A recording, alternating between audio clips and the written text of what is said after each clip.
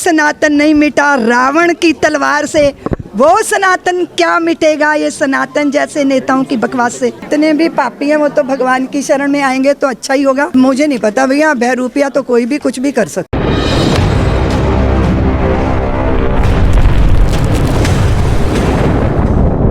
देखिए, सनातन के लिए जो भी कर रहे हैं उनको समझना चाहिए कि जो सनातन नहीं मिटा कंस की हुंकार से, जो सनातन नहीं मिटा रावण की तलवार से, वो सनातन क्या मिटेगा ये सनातन जैसे नेताओं की बकवास से।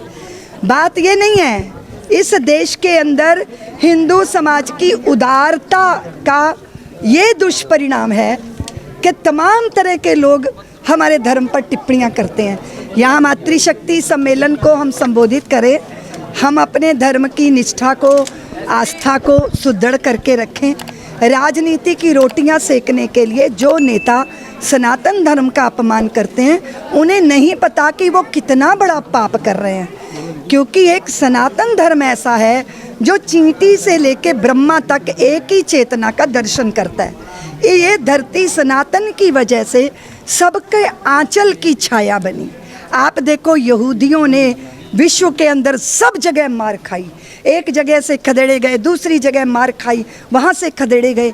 जब भारत की भूमि पे वो आए तो किसी ने उनका बाल बांका नहीं किया।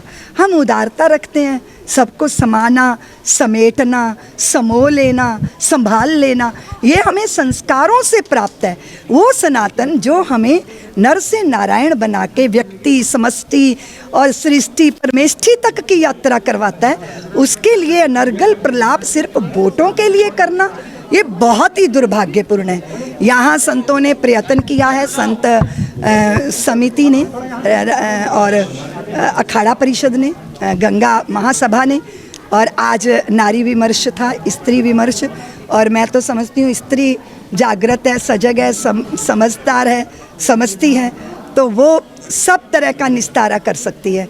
इस दृष्टि से ये जो कार्यक्रम है ये बहुत बड़ा समाधान है। लगता नहीं है कि जब चुनाव आता है तो कई नेता सनातन के फेवर में आ जाते हैं अचानक से, जैसे राहुल गांधी हैं, सनातनी बनने लगते हैं, जो कभी मंदिर नहीं गए वो मंदिर जाने लगते हैं, अखिलेश ही मंदिर पहुंचने लगते हैं। ये ड्रामा तो सारी जनता जानती है ना भैया, मत करिए। आपके हृदय में जो होगा वो आपके बाहर आएगा।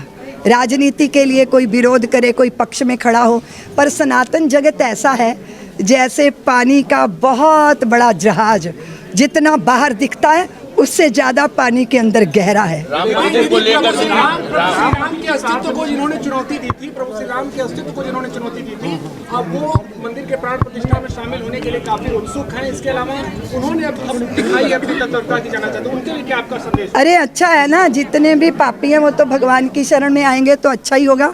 मैं नहीं जानती किसने ये किसका वक्तव्य आप कह रहे हो, लेकिन अगर कोई भूला भटका भगवान की शरण में आता है तो अच्छी बात है, लेकिन जनता को मूर्ख समझकर इस तरह का ड्रामा करना अच्छा नहीं।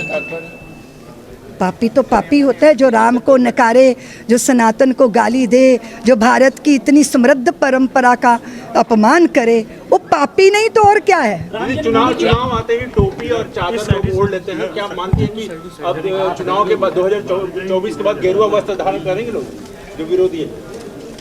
अब मुझे नहीं पता भैया, बहरूपिया तो कोई भी कुछ भी कर सकता है।